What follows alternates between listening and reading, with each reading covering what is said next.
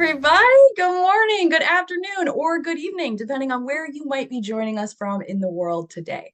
My name is Meg Alexander, and I am, as always, honored and excited to get to host another fabulous Power to Fly virtual event. Now, just before we go into our quick housekeeping, let's do some basic call outs. All right. So for our anybody that wants a visual description, my name is Meg Alexander. I'm a 37-year-old white woman. I have pink glasses, purple and pink hair, and a black turtleneck sweater on.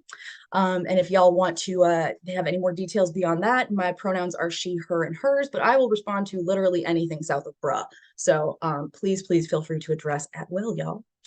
Now, if this is your first Power to Fly virtual event, I want to go over some quick housekeeping rules. And if that's the case, then hi, welcome. We're so happy to meet you today.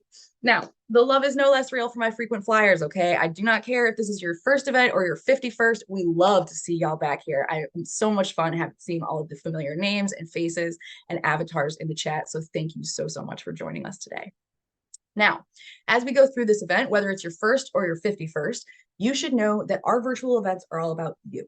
They are about ensuring that you get the value that you came to get from today's event with us and making sure that you're able to participate in basically any way you would like to. Now, you can do that in a couple different ways. As always, if you'd like to turn your cameras on, you're welcome to share your smiling, maskless faces with us safely.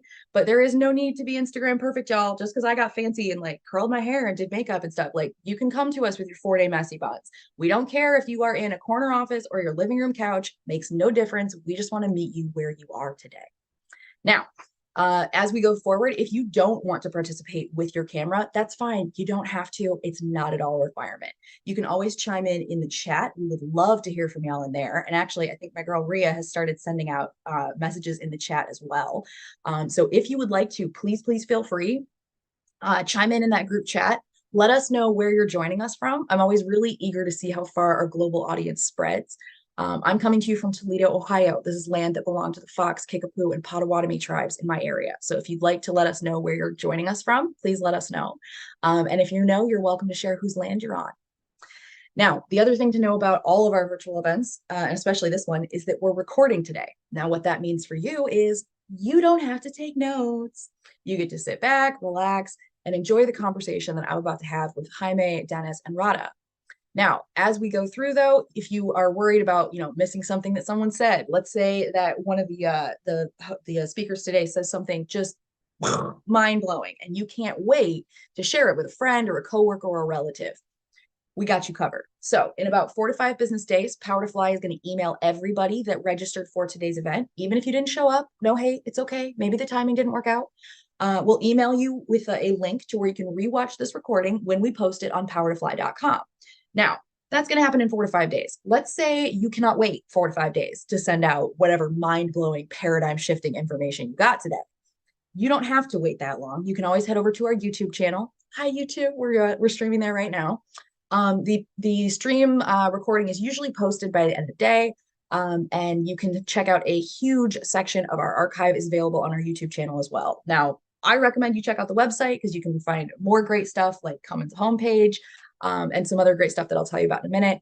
But anywhere that you're utilizing to access our resources is something we want, y'all. We want to make sure we have these in your hands to as many people as possible. They're free. They are all for you. We want y'all to benefit, just like today's event. So the other thing that I want to encourage y'all, y'all chiming in the chat. I'm loving this. Oh my goodness. California, Chicago, Kitchener, Ontario, Miami, Bangalore, Columbus, Indiana, Canada, Maryland, DC, New Hampshire, Vegas. Y'all is. Oh, thank you so much. Oh, Brooklyn, New York, Lenape land. Thank you so much, Kelly. Thank you so much, y'all, for chiming in. I really like seeing how far we all spread. It kind of takes me out of my little room back here in the Midwest. So thank you all for that. All right, now, last thing, if you all are chiming in that chat thread, awesome, love to see it. Please feel free to chime in to, network with your fellow attendees, ask questions. Maybe your lived experience is different than what we're going to be talking about. We want to hear from you. So please feel free to weigh in that chat thread. Now, as always, just a quick reminder, y'all, make sure that as we are interacting with each other, we, as always, lead from a place of kindness and respect. If you got questions on that, please feel free to DM me. And if you have any questions or comments that you want raised, but you want to be kept anonymous, no worries, y'all. Just DM me. I'm fine. I'm fine to raise whatever questions or comments you got. All right, so to get us into the meat and potatoes of the event, I do want to highlight that our guests are here today on behalf of Cummins. Now, Cummins is a fabulous partner with Power to Fly. They have been with us since before my tenure started, so it's been at least 5 years. And truly, this is an org that I never get tired of learning about. And I really think that once you guys hear a little bit more from Dennis and Rada and Jaime, you'll understand why I really enjoy them as a client with Power to Fly. Now, the other thing I want to highlight, we're sharing links for all of this in the chat thread as we go. But their company page on powertofly.com looks like what you're seeing in front of you. Now, if anything that you hear today, obviously we're going to be talking about their neurodivergent efforts, but if anything that we're talking about with them today sparks your interest, I really encourage you to check out their company page on powertofly.com. Now, once you get there, there's some great information here. Overview is going to give you some great info, events as well. The jobs tab is what attracts everybody because it's where you can search for and apply to roles right from powertofly.com. Now, I very much recommend you do that. Make sure that if you do, that you are following all prompts. If they lead you to an ATS and have you complete, the rest of your stuff off site, make sure that you are completely following those instructions so that your resume or application is submitted completely and fully. The other thing I want to highlight for you is the follow network. Now, I'm going to give you some more information towards the end of the event with kind of next steps and ways that you can get the most out of this page. But the big thing to know about is the follow network. It's this big pink button in the middle of the page. It says follow. Clicking that button does some really great things for you. But effectively what it does is it works like having a friend who already works at Cummins. So when you click that button, Power to Fly is going to tell Cummins that you're interested in working with them even before you fill out an application. So it makes it an excellent option if you are actively job seeking and really interested in Cummins, but don't see anything perfect right now for you to apply for.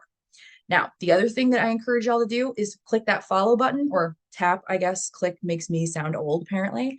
But if you tap that follow button, the other thing it's going to do is let Power to Fly take some of the weight off of you in your job search. We're going to tell you when they post new roles so that you don't have to keep coming and checking job boards. All right. As much as we love it when you spend time on the website, it's boring, right? Nobody wants to keep scrolling through them. So let us take some of the weight off of you. Smash that follow button. It is the easiest way to make sure that you stay up to date on stuff with Cummins. Now, you can follow and unfollow as many companies as you like, as many times as you like. But I think by the end of today, you'll know why I suggest that you check out Cummins' company page. Now, to introduce the stars of today's event. First up, we have Dennis Heathfield. Now, Dennis is the Executive Director of Inclusion for People with Disabilities and Veterans. Dennis has a strong passion for diversity, equity, and inclusion, and is dedicated to ensuring that the workforce at Cummins is a true reflection of the communities in which they operate. Dennis's current role involves close collaboration with multiple orgs that specialize in the recruitment and hiring of individuals living with disabilities and veterans.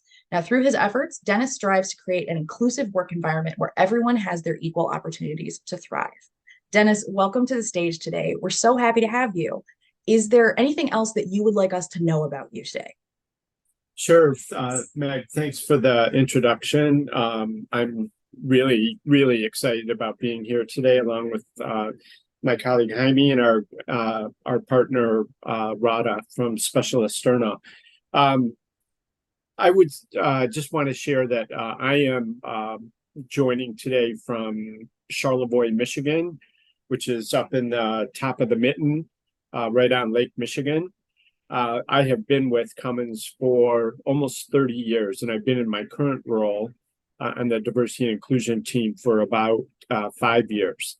All of the roles I had before this one were business roles, general management, strategy, customer-facing roles. And I came into this work initially largely based on the fact that I have a hearing disability. I was born with hearing loss. I started wearing hearing aids about 40 years ago, and that has been sort of my entry point. And I've learned kind of my superpower in this role. So really glad to be here. Thanks, Meg. Thank you, Dennis. Thank you so much for joining us. And actually, it's wild that you say that. I never would have thought this would be a thing, but I have literally Charlevoix and Petoskey stones on my desk. I have like a whole pile of like fidget stuff because ADHD. But yeah, Charlevoix is beautiful. If y'all have never been, like, oh my gosh, absolutely gorgeous. And when he says top of the mitten, he's not kidding. It's like it's way up there. So thank you so much, Dennis, for sharing that with us. We really, really appreciate you joining us today. You're welcome. Thank you. All right. Next up, we have Jaime Nunez. Now, Jaime is an EBU design integrator. Let me move Jaime up to the stage here. There we go. Now, part of Jaime's current role within the Operational Engineering Services Group is to act as the diversity, equity, and inclusion champion, where they are able to foster the inclusive environment for everyone to help thrive and deliver their full potential. Now, Jaime also serves as an awareness leader to involve the group in all efforts regarding DEI across the organization. Jaime was also part of the Specialisterne project from late 2022 to find candidates from the partnership for a role within his group, where a candidate was ultimately hired. Jaime, we're so happy to have you join the stage today. What else should our attendees know about you? Yes, so hello everyone. Welcome to the session, and very happy to participate with all of you. I am working right now from Columbus, Indiana, at the sort of the heart of the state of Indiana. But I am not from Indiana. I am from Mexico, from the borderline between Mexico and the U.S. But been here in the U.S. for a few years. Especially in Cummins, been here for the past 12 years and some change, and only held jobs with engineering related activities. At the moment, I'm a leader of a few engineers and a few other technical people. Something a little bit about me, I actually chose to move to the Indiana weather. I'm from an area that is very hot all the time. I chose to move to the Midwest, found my place in Indiana. I love it. Have a family now and have two young kids that we love to hang out, and we love to, especially in the winters, we love to enjoy it. And yeah, I was very happy to be included in these conversations. We, like you said, we had a partnership end of last year, and with one candidate that is still thriving and still doing great for the team. So thank you all for the invite. Very cool, Jaime. Thank you so much. And as someone who spent, geez, I went to college in Indiana, so I spent 4 years in Indiana winters. They're not kidding. It's serious, especially if you're used to weather from much further south. So my heart goes out to you. Like, oh, I think I would have stuck with the warmer weather. I'm not gonna lie, but I mean, I'm still in Ohio, so what do I know? Right. Still similar to us. That's for sure. Yeah. Exactly. Yeah. All right. Now, rounding out our trio today, we have Radha McCullough. Now, Radha is a CEO of the Specialisterne for Canada. Now, with a background in social work, Radha has spent much of her career working with the disability community as a researcher, a sessional lecturer, sessional lecturer, trainer, and a practitioner working directly with autistic children and young adults. Now, over the last 10 years, Radha's work has focused on supporting businesses of all sizes and industries to help them build inclusive workplaces for autistic and neurodivergent individuals. Radha is the CEO of Specialisterne Canada, which is a not-for-profit that supports employers in hiring and retaining neurodivergent talent. So for anybody that needs level setting, that would include individuals who self-identify with autism, ADHD, learning disabilities. I have mental health disorders in addition to ADHD that also fall under the neurodivergent spectrum. So if you want more info on that, I'm happy to give y'all some stuff and links as we go. Now, with this work, Radha helps to build neuro-inclusive recruitment and management practices into the workplace. Radha, I can't tell you how happy I am that we're having this conversation, not just with you, but with all of us today. But I'm really excited to talk about what it looks like to be more cognizant about neurodivergent individuals, their needs, their abilities, the skills that we can bring to the table, and not just within the workplace, but also within the ways we get into the workplace. Recruitment, has to happen, and it's a big aspect of it for a lot of people. Is there anything else that you want our audience members to know about you before we dive into the topic today? Great. Well, thanks so much, Meg. I am really excited to be here today and excited to tell you a little bit more about Specialisterne and our wonderful partnership with Cummins. I'm actually calling in today from Toronto, Ontario, and I have to say that Jaime, you and I may disagree on the cold weather. We don't have snow yet in Toronto, but it is cold and gray and gloomy, and we know that the snow is coming. So I'm much more of a summer person myself. But yeah, looking forward to our conversation. Thank you.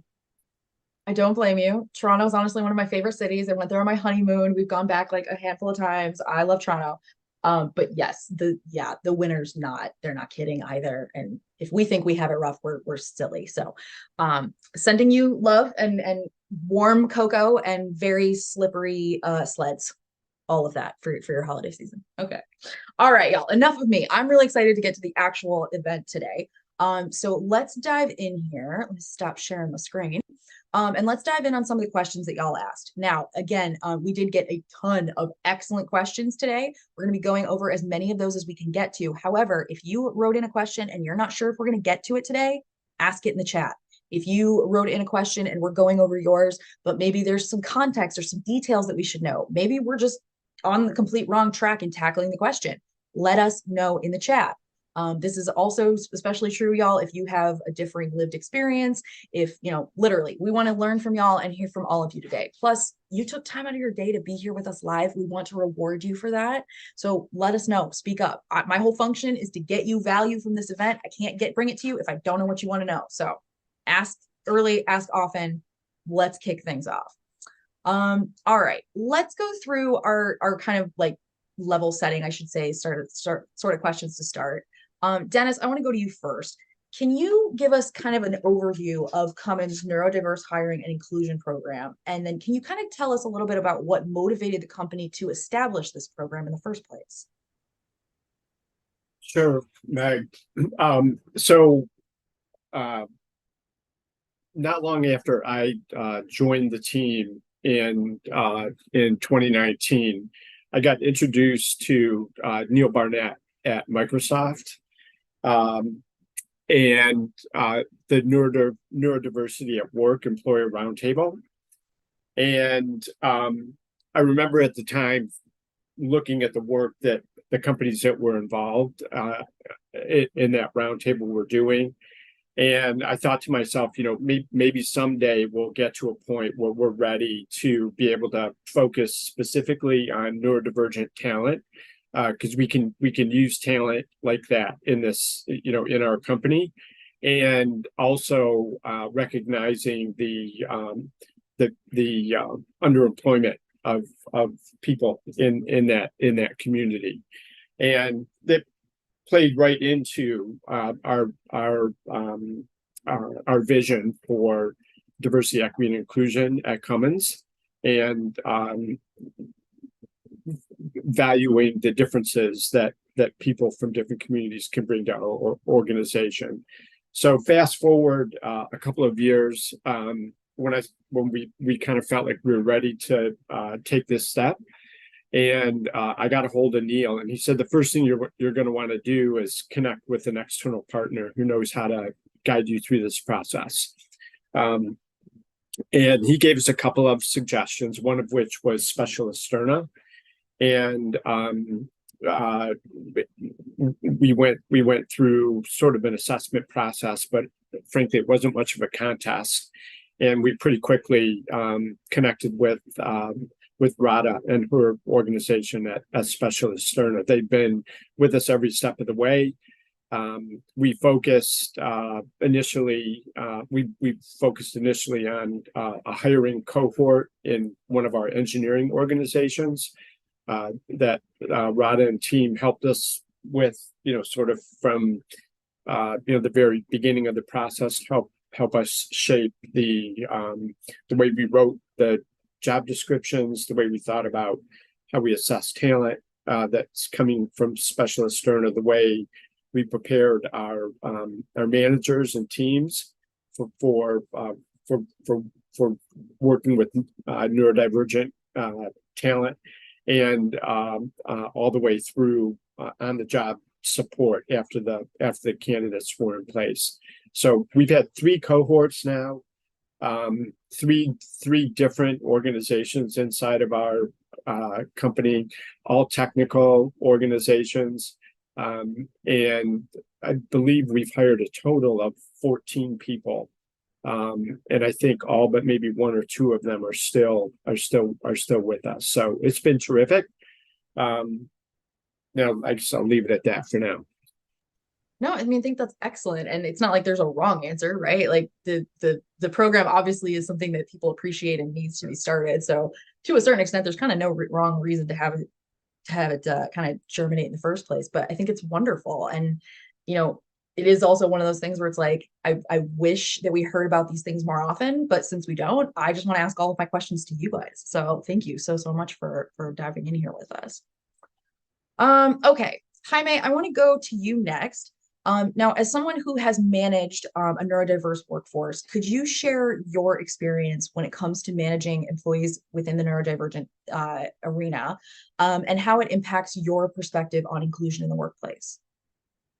Yeah. So kind of piggybacking on what Dennis was saying, I was sort of part of the second cohort at the end of last year and worked with Kat Rose, I believe, from Specialisterne and the great team there. And it took us time to understand what we wanted to go and the profile that we were looking for. And for me, it's been just about a year and some change of going through this. So I'm still learning, right? The learning never ends. The capacity to understand the community, it's ever increasing. But still, in my experience, the hiring process and management of the team is, first of all, has brought a very different outlook to what the workplace can benefit from the diverse perspectives, right? Things that our, especially the candidate that we hire is bringing to us, ways of thinking differently, of course, very analytical. The focus is heightened and sometimes is the only thing that will move them forward, right? Incredibly high attention to detail, and again, helps me as a manager identify where my gaps are on understanding the community and what I can bring to my own learning and to my team. And like Dennis said, what ultimately is going to help the Cummins diversity, equity, and inclusion values. So I think for me it's a wonderful experience that I'm never just not stop learning. I really love that. And I love that attitude because, you know, it's one of the things we talk about a lot in various chats, whether it's about, you know, networking or it's about climbing the corporate ladder. You know, we talk about this idea of sharing knowledge and being curious your whole life long. And there are a lot of people within the neurodivergent tent that are going to be curious whether we like it or not. I can personally attest to having fallen down many a rabbit hole that I did not care about, but passionately needed to know, you know, why a giraffe's circulation does work the way it is. So I love that it's something that we can recognize is is a special ability, is a superpower that can be utilized these ways. It's something that my husband tries to tell me all the time, that when your superpowers are when they're kind of in setting in, it's generally not a great time for the superhero. They're generally not having a great time because you're trying to figure out, like, what are these new things? How is this going to work well? Why can't I function in this setting the way everybody else does? And y'all, God, I'm like real emotional. We're like not far into this event, but like, it's really nice to have somebody like think about that who's on the other side of the table, because I'm not the only one, and I'm certainly not the person that spent the most amount of time, you know, walking out, passing out applications, knocking on people's doors, trying to get seen as someone that's valuable and that can bring worth to the organization. So that's it. I'm gonna rein it in. I'm gonna rein in the waterworks and we'll keep things moving. But thank you, Jaime, for that answer. Okay. Next question, Rada, I want to talk to you next. Can you give us kind of an overview of Specialistern's mission and how y'all have partnered with Cummins in relation to neurodiversity when it comes to hiring and placement? Yeah, great, Meg. And I'm going to have to Google that. Now my curiosity is piqued about the giraffe circulation there. A bit of background on Specialisterne. It was founded in Denmark back in 2004 by a man named Torkel Sona after his son was diagnosed with autism. And as a result, Torkel became really involved in the autism community in Denmark, met lots of young adults on the autism spectrum who were looking for work but had trouble finding meaningful employment despite their skills and qualifications and education. fast forward to today, Specialisterne has over 14 hubs around the world, including the US and Canada. And in terms of our mission at Specialisterne, our goal is to enable 1 million jobs worldwide for folks who identify as autistic or neurodivergent. And so what does that mean? That means individuals who may think, learn, communicate, or process information in different ways than perhaps a neurotypical person might. So you might think, okay, 1 million jobs, oh my goodness, what are they talking about? It is an intentionally lofty goal. It really embodies much more than a number for us. It's really an idea or a concept that creating workplaces that celebrate and embrace neurodiversity are stronger, they're more innovative, they're more productive, they're more resilient, and that those changes that we make to the hiring and management practices in the workplace to support neurodivergent employees actually benefit all employees and ultimately make our workplaces more inclusive for everyone. So we work with businesses like Cummins to raise awareness and understanding about neurodiversity, to build, as Dennis said, to build inclusive hiring and management practices, and to connect business to a qualified but really untapped talent pool. And so we've had a wonderful partnership with Cummins since early 2022. And as Dennis had mentioned, we've delivered 3 neurodiversity hiring initiatives, resulting in 14 hires. And so what does that mean, that the term neurodiversity hiring initiative? It means that we work sort of in partnership every step of the way with the Cummins team to build more neurodiverse teams through directly recruiting neurodivergent talent to fill existing roles within the organization. And so our partnership, it also includes education and training activities and workplace support or job coaching to really support the organization as a whole to integrate more neuro-inclusive practices all the way through that sort of HR management life cycle. So that's in a nutshell what we're all about, but I'm excited to tell you a little bit more about some of our approaches to candidate recruitment and assessment. Yes. I mean, I obviously can't wait to hear more. All right, Dennis, let's go back to you. Can you tell us a little bit more about the education and training that Cummins does for its managers and colleagues so that y'all can create this inclusive environment for neurodiverse employees? You know, lots of us may or may not either identify as neurodiverse, whether we are or not, and others might have no idea that they know someone who's within the tent, as it were. So what kind of training do y'all encourage for people to help support? Yep, sure. Great question, Meg. So we have a number of existing leadership development programs at Cummins that they're not static. We're continually trying to upgrade the content. So, like, for instance, right now we're working on how we think about really embedding more diversity and inclusion topics writ large into our leadership development programs. And leadership at Cummins is all about being an inclusive leader and demonstrating to your team that you value them, you want them to bring their full selves to work, because we know that's how we're able to really unlock the power of all this diversity we have in our organization, when everybody brings it and feels welcome and encouraged and enabled to do so. That being said, we're still learning, as an organization and as individuals, as Jaime said, that there are differences that sometimes we're not as smart about, and being able to understand how to unlock that talent, how to connect, how to make people feel like they belong, takes a little bit of education, a specialized education, if you will. So Rada mentioned, as part of their engagement with us, as part of the hiring cohorts, they conducted I was called, Neurodiversity 101 education and awareness training for managers and for the team members of people that would be working with these new folks, to help us better understand what those differences might look like, what neurodiversity looks like in real life, if you will, and how to respond, how to engage, how to connect. So Specialisterne, as part of the services they provided, did training for us. And then we also connected with an organization called Optimize. And we have taken some of their online training content and embedded it into our what we call the Cummins Learning Center, our online employee learning center. And it's a basic, sort of neurodiversity 101 training that any employee at Cummins has access to. So those are a couple of examples of how we're moving, trying to move people up the learning curve, Meg.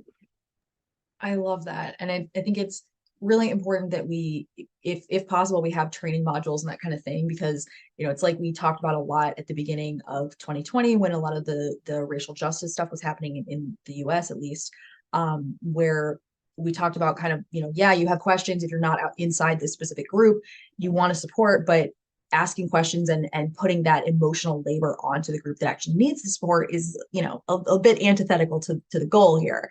And so I love that there are some training modules put in place, because especially depending on what area or what type of neurodivergence is, your particular brand, you might not be the kind of person that really wants to play 20 questions with someone, even though, yeah, you want them to understand you, but that interaction just might not be a thing that you are good with. So I think it is really important that it's great that not only you want this education to happen, but that you're providing the tools to do so and to get people on that journey. Because like you said, there's a ton of different ways that neurodivergence can present. And even if two people, I mean, like I have bipolar disorder and so does my husband. We do not need like any of the same like accommodations. What stuff that works for him does not work for me. And so I think it's really important that, as we're talking about, and we want to, yes, we group people under the bandwagon of neurodivergence, but we're all beautiful snowflakes. We all contain multitudes. You gotta personalize these things because we're all people. All right. So Jaime, I want to go to you next. Can we talk a little bit about a situation where you had to make accommodations or adjustments to support an employee's success?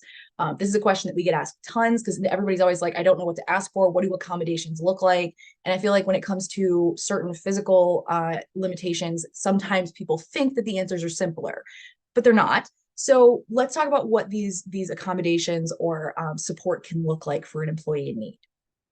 Yeah, of course. Happy to talk about my experience, right? And I think that with the help with the Specialisterne, when we started this process, I think it was a clear understanding that we need to understand both sides of this of the coin, of the collaboration, of what we need to do. In specific with my particular candidate from the team, we did a whole holistic approach on how to be able to get them to achieve their success, right? And so it's not just one size fits all. We talk everything from ergonomic setup at home, right? We were fortunate enough that the person that we ended up hiring is local here to the community, so it was easy to be able to understand the situations that they had to work from home if they decide to work from home, or to work from the office if they decide to come to the office. And we set up an ergonomic setup on both ends. So ergonomics, chairs, and the extra monitors and laptop and all the mouses and keyboards and all of that. And when they're here in the office, in the building, making sure that the lighting is the right one, making sure that the temperature is the right one, or even noise around where we're sitting that is not too high, but good enough so that we can focus on whatever task we're doing. Parking, that's also something important, because in our particular case, we needed to be close to the building as possible. So we worked on that. And so those are a little bit of the tangibles. There's some other ones behind the scenes that I've seen the growth. Independence comes to mind, because we are seeing that I am seeing the independence of our employee has risen incredibly high, self-sufficient, incredibly close to the work, but still be very independent, and now starting to be coming out of the shell a lot more. And I think that sort of is a conversation that we started with, to making sure that we have very open communication, but understanding that it's a safe environment, that whatever is said and however we communicate, not just between my employee and myself, but within the team, that we're all in a safe environment, all supporting each other, working towards the same sort of goals for the year. Yeah, I mean, there's tons of chiming in, going in from the chat as well. Diana had said, setting a framework of tolerance towards these things as team members means that everyone benefits.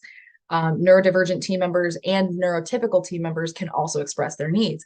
And this is huge, right? Like, we're opening up these conversations. And as I'm sitting here listening to you talk about, like, yeah, the noise and the lighting, internally, I'm like, how many times did I do this for myself in an office situation without having any idea that that's what I was doing?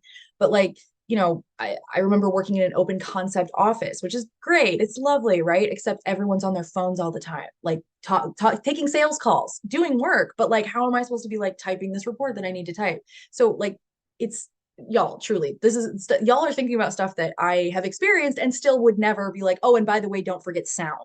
So this is just absolutely wonderful. And Diana's completely right. There are no negative impacts on neurotypical team members when these things happen, right?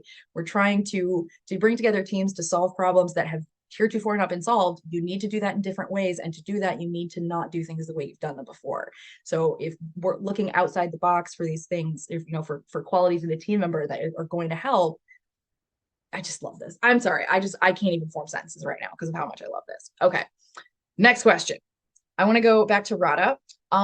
What advice do you have for other managers who might be, that's Jaime's question. Sorry, y'all, I'm skipping my lines here. There we go.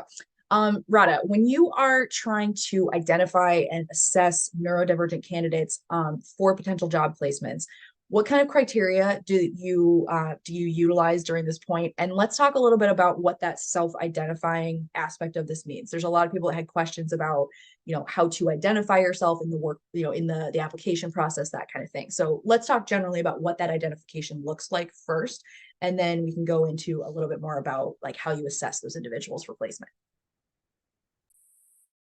Yeah, sure thing. So I also I saw in the chat there was some note about mispronouncing the word Specialisterne. Don't worry, it is a tough word, and I think I also mispronounced it before I started to work at the organization. So not to worry, it's Specialisterne. At Specialisterne, all of the candidates that we work with self-identify. So we, as an organization, we do. There actually is no official consensus on sort of what labels or identities or diagnoses fall under that umbrella of neurodivergence. But at Specialisterne, we do have a specific definition that is broad, and that anybody joining our talent pool simply self-identifies. So this is not we don't, as an organization, we don't require a formal diagnosis per se. Although I do know that in being an employee at organizations, in order to access some accommodations, sometimes a formal diagnosis is required. But at Specialisterne, it's a process of self-identification. I think it's probably a bigger question around, do I self-identify? Who do I share with that information with? When do I share it? And perhaps if we have time at the end, I'd be happy to talk a little bit about that. But in terms of the question around how do we identify and assess neurodivergent candidates? At Specialisterne, we work with businesses like Cummins to build capacity to create those more sort of neuro-inclusive approaches to both hiring and to management. And in our work, we know that many of the sort of standard or typical approaches to how we hire and how we manage people in the workplace can present as barriers for neurodivergent talent and neurodivergent employees. So, in terms of candidate recruitment, we often start right at the very, very beginning of the hiring trajectory, and we take a look at the job posting, and we work with the Cummins team to develop an inclusive job posting. Dennis, you mentioned this at the top. And so what is an inclusive job posting? It's one that everyone can understand, if I'm going to speak very frankly. It's plain language. It's free of corporate buzzwords. It's free of industry jargon. and it includes enough detail for a neurodivergent candidate, and I'd also say a neurotypical candidate, to really truly assess their interest and their fit for the role. So, something in a job posting says must have excellent communication skills. Well, we might say, okay, well, what do you mean by that? What kind of communication skills? How can we provide a little bit more detail so someone could understand that, hey, I don't have to have excellent verbal communication skills, but I do have excellent written communication skills. And so we'd build that in to create a more neuro-inclusive job posting. And then in terms of candidate assessment, specifically, we know that through our work that the standard resume and interview approach can actually obscure a neurodivergent candidate's potential for the job. So, an interview, your typical kind of interview, it might be a really great tool for evaluating how well a person does at selling themselves, but it can be perhaps a less useful tool at allowing candidates to really showcase their skills and competencies. So in our work, wherever possible, we work with hiring managers and talent acquisition and human resources to identify ways that we can adapt those approaches to be more of a show rather than a tell approach. So an example might be, a few examples might be a written structured interview that would allow a candidate to really process the question being asked and organize their response on paper. It might also be leveraging work samples to allow a candidate to demonstrate a really practical workplace skill rather than just simply talking about it. And then if you are going to hold an interview, to consider, how can we make that more neuro-inclusive? Can we provide an agenda in advance? Can we provide questions in advance? Again, with the goal of allowing a neurodivergent candidate the opportunity to really process the questions being asked and process a response. Or simply in an interview setting, can we allow more time for a candidate to process their information during a live interview?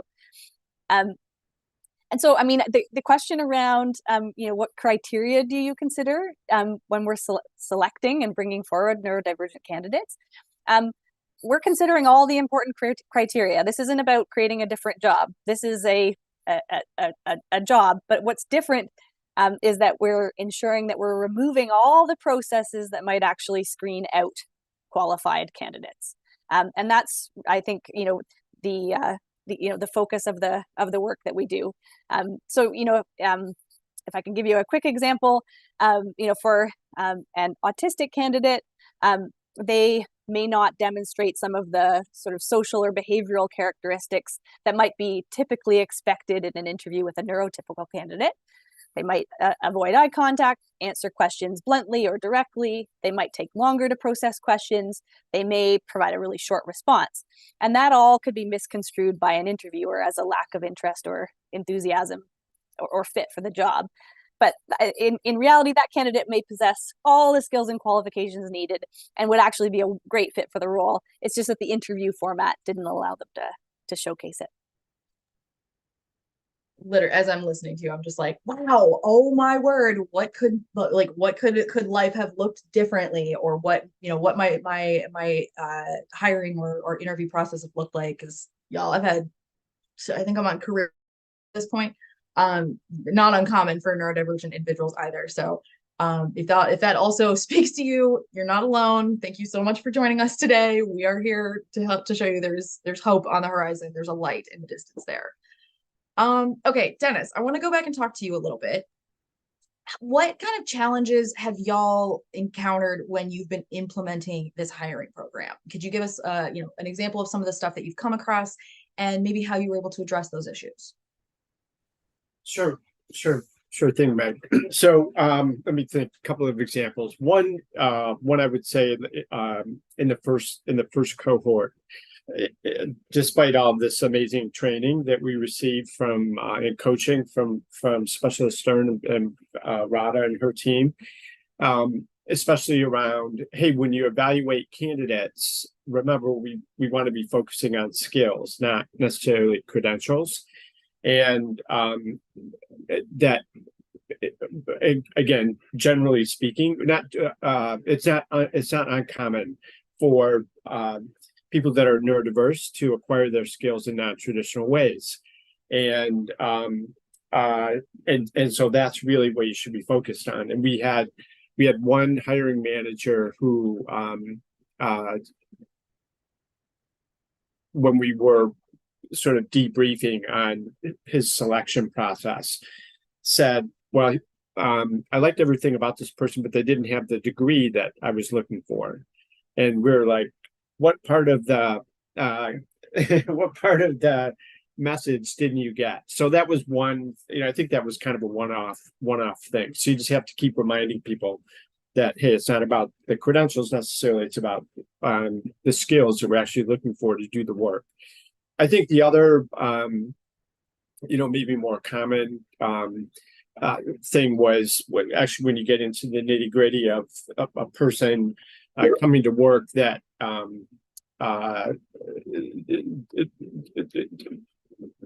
it shows up differently, and managers having to learn how to respond to that difference and recognize that, hey, all of the things that I've been used to thinking about for how to help people be successful in their work isn't working for this person for some reason. And that's where, fortunately, we were able to go back to Radha and her team and say, hey, we have this situation. Can you help us understand, some strategies for how we might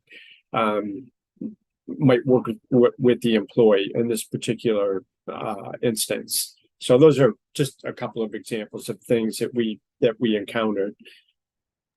No, I mean, I think they're great examples. And honestly, the bit about the degree kind of goes back to what Radha was saying, right? Where you have these like buzzwords or kind of jargon that gets thrown into these job descriptions, and everybody sort of assumes that everyone's on the same page.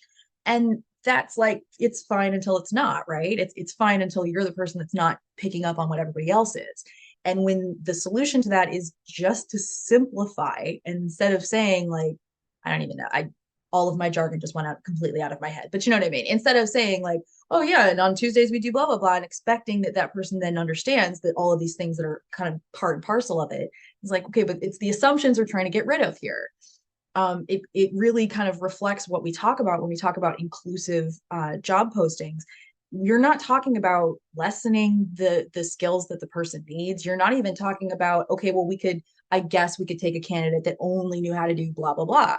You're dialing in more closely. So instead of saying like, oh, well, we just need a person with a college degree. Do you? Or do you think that a college degree is the only way that you're going to get X, Y, Z, A, B, D, C, and the bluebird in the corner? Like be cognizant about these things and understand that the package doesn't always look the same way. That doesn't mean it doesn't have the skills inside. So I think this is wonderful to hear that y'all are thinking in these terms. Thank you. Thank you so much, Dennis. All right, Jaime, I'm going back to you. So I'm going to bring you up on stage here. Can you tell us what advice you would give to other managers who might be hesitant or unsure what it might mean or what it might change for them to manage neurodivergent teammates or employees? Yeah, Max, of course. So a couple of things that I picked up along this experience that I've had with the Specialisterne partnership is just recognizing that the talent pool that we've been able to get from this partnership has to be fit in a different sort of standard way of managing people or be a manager. So this is not about a cookie cutter. We're going to manage the whole team the same way, but a little bit more tailored approach to managing the candidates and the talent pool, because they bring a different set of skills, right? So candidates bring a different set of skills.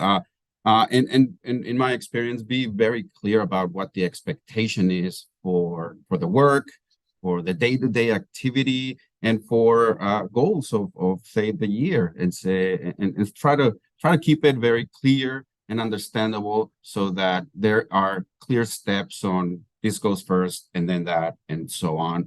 Have a support network. I think that be able to give at least the candidates and the people coming in a support network of, if you're feeling lost, not just in the role but in the company, there's a support network that you can use.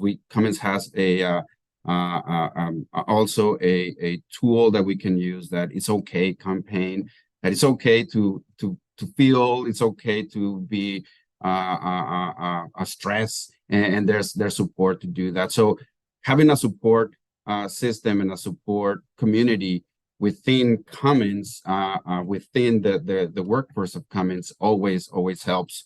And just keep educating yourself. There's never ending things that we can learn about the community, right? Because there's always something new that we're going to learn. There's always something new that I'm going to learn, and that I can help with my team, not just with the particular candidate, but overall with the whole team.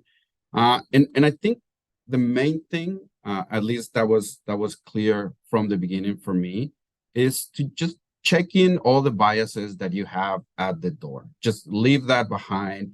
Check in on what you believe a neurodiversity candidate has and has not, and check all that in, because you are completely wrong, right?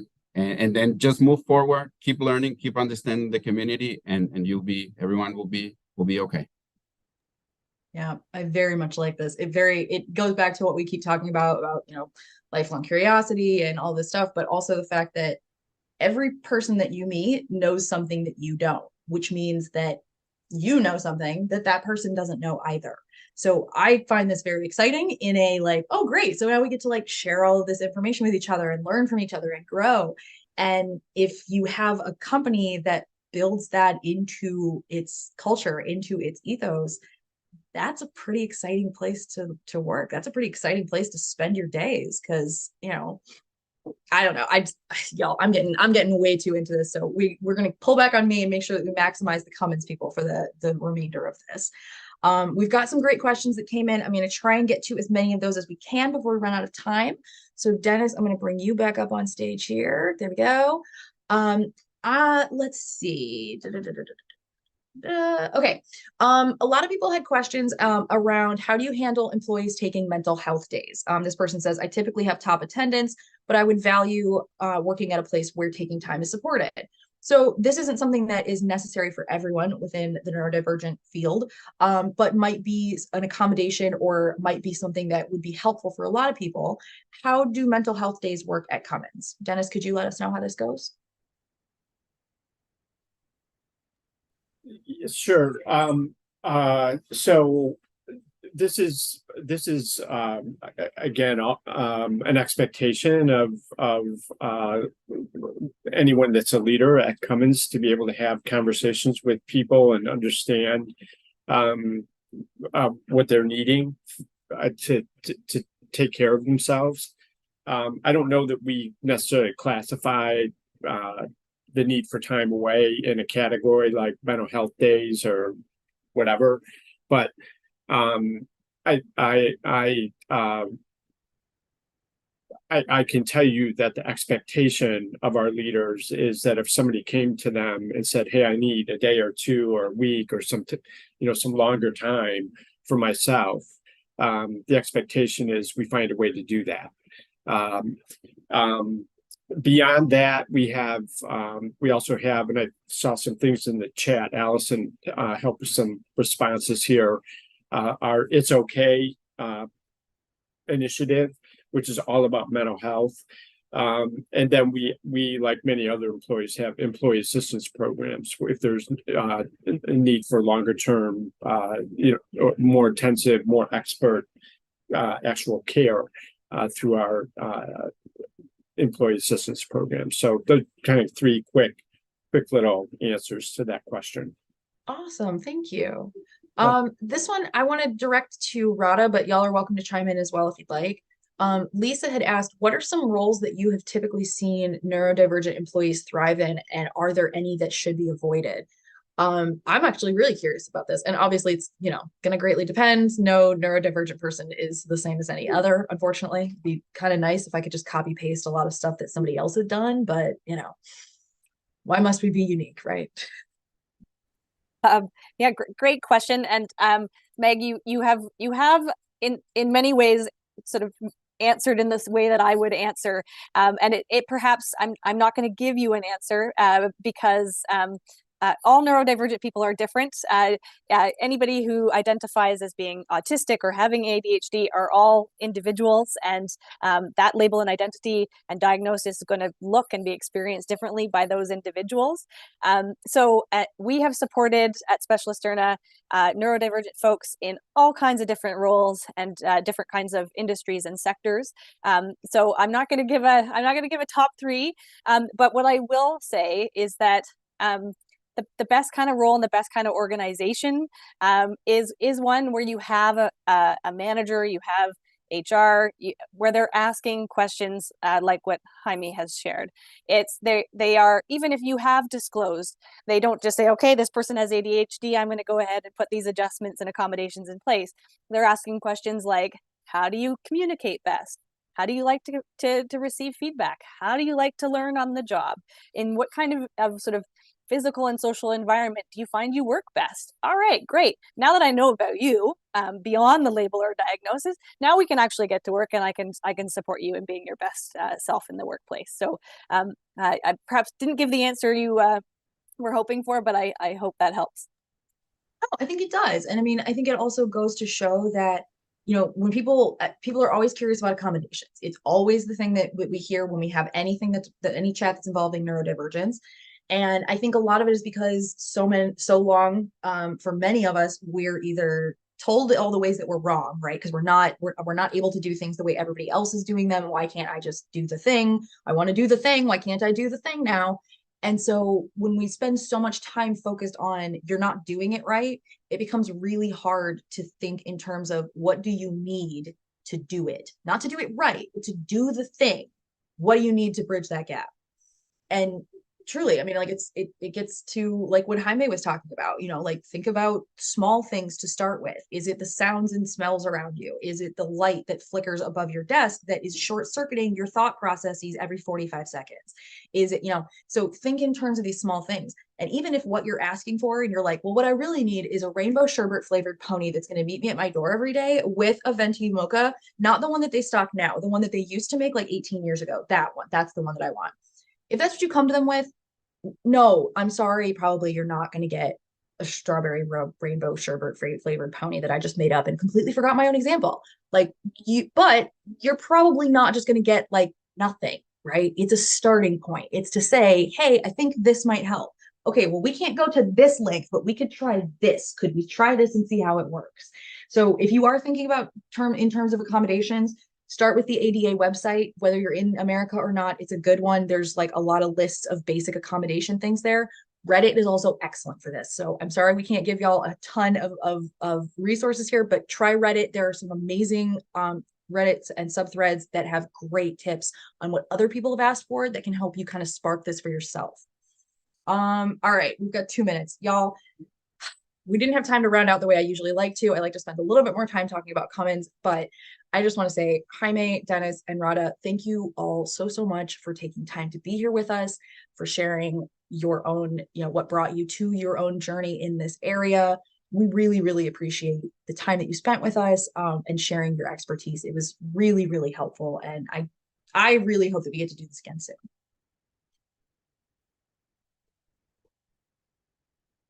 All right, y'all, people asking for Reddit threads. I'm sorry, y'all. I'm not gonna be able to get to many of them right now, but check out the Power to Fly community space. I know we shared a bunch of events there. I'm there a couple times a week. I am happy to share any and all Reddit threads and stuff that I can find there. But if this has been your first Power to Fly event, I sincerely hope it will not be your last.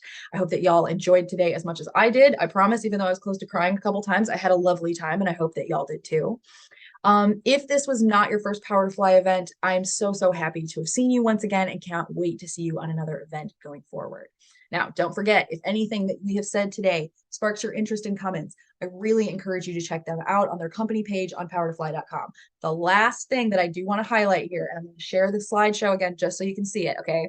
If y'all want to get the most amount of worth out of these pages, if you think that you might be going into a job interview with Cummins, here's what you're going to do. You're going to go into Cummins's page. You're going to check out the overview tab. You're going to check out the events tab, and you're going to check out the company insights tab.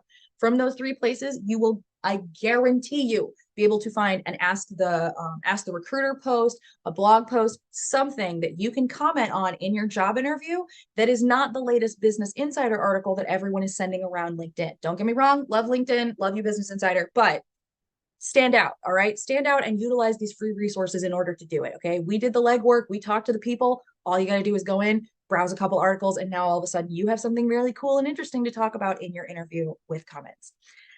If anything that we've said about them today has sparked your interest, I really hope that you will go and check them out. Hit that follow button if you are at all interested in them and want to stay up to date. You can always unfollow later if you decide that you want to, take things slow, or maybe you're just not interested in seeing that next great fit. But regardless of whether you're job searching right now or might be in the future, Powerfly wants to be there for you in that job search. So please feel free, take advantage of all of the resources and links and everything we have to offer. We cannot wait to see you succeed in your job journey and can't wait to see how far these things take you. Have a nice day, y'all. Have a safe, happy, healthy rest of your day, week, and weekend. And we cannot wait to see you back here soon. Bye.